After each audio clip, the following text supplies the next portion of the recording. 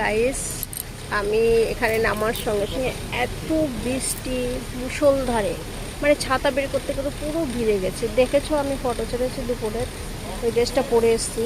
তো ওটা পরে আমি বাড়ি যদি যাই আমার জ্বর তো হবে, এমন ভিতরে ঠান্ডাটাও লেগে যাবে। তো সঙ্গে সঙ্গে কী করেছি, এই ড্রেসটা এই লেগিংসটা কিনে, একটা দাদা আছে এখানে, তার মানে দোকান উপরে ওদের ঘর আছে, তাদেরকে বললাম দাদা আপনি চাবিটা দিন, চেঞ্জ করবো। এটা ঠিক আছে, এটা নিয়ে যান।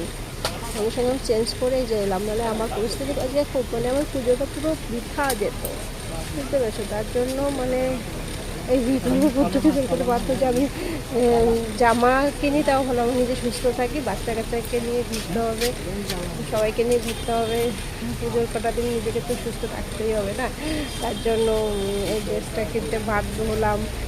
মানে এতটা ভিজে গেছি, মানে সেকেন্ডও দেয়নি। ব্যাগটা ধরবো কি, তার মধ্যে ঝুঁক ঝুঁক করে দেখছি মেঘ হয়েছে, কালো কুচকুচে। এর মধ্যে অটো থেকে নামার সঙ্গে সঙ্গে মুষল ধরে বৃষ্টি, বড় বড় করে বৃষ্টি পড়ছে। ব্যাগ ধরবো না ছাতা বের করবো, ছাতা বের করতে করতে এদিকে আমি সেই, তারপরে ছাতাটাকে হচ্ছে মালটাকে বাঁচায় আগে ব্যাগটাকে আর করে ধরেছি যে একটু বাঁচাই, পুরোটাই ভিজে গেছি পুরো, তাই কি বলবো ভাই। তারপরে আবার নতুন করে ড্রেস কিনে চেঞ্জ করতে হলো। বুঝতে পেরেছো পরিস্থিতি, কলকাতার বৃষ্টি এরকমই হয়। তো সবাই একটু শেয়ার লাইক করে দিও, কমেন্ট করো বেশি বেশি করে।